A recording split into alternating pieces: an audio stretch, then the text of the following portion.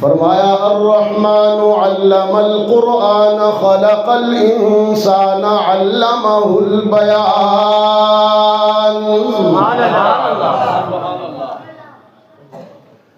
الشمس والقمر بحسبان والنجم والشجر يسجدان والسماء رفعها ووضع الميزان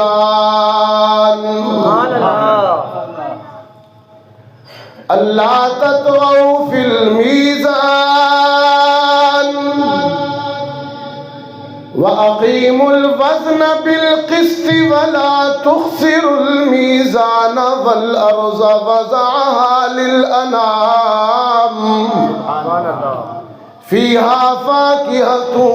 والنخل ذات الأكمام والحب ذو العصف والريحان فبأي آلاء ربكما تكذبان. نعمتوں کا بیان ہے. رب العالمین نے فرمایا آسمان کی بلندی بھی میرا انعام ہے،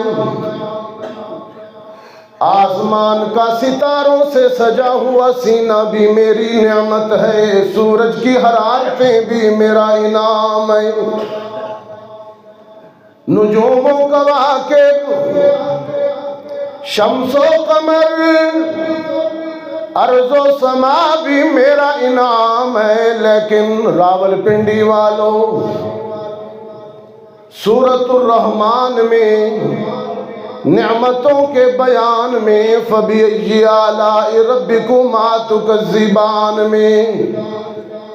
اللہ نے جب نعمتوں کا ذکر شروع کیا، شمس و قمر کا ذکر بھی بعد میں ہے، شجر و حجر کا ذکر بھی بعد میں ہے، حور و غلمان کا ذکر بھی بعد میں ہے، ارض و سما کا ذکر بھی بعد میں ہے، نجوم و کواکب کا ذکر، برادر و پسر کا ذکر بھی بعد میں ہے. لیکن نعمتوں کے اس بیان میں سب سے پہلے سورہ رحمان میں سب سے پہلے جس نعمت کا ذکر کیا ہے رب نے وہ یہ ہے کہ الرحمن علم القرآن. میرا سب سے بڑا انعام یہ ہے کہ میں نے قرآن کی دولت تمہیں دی. قرآن کریم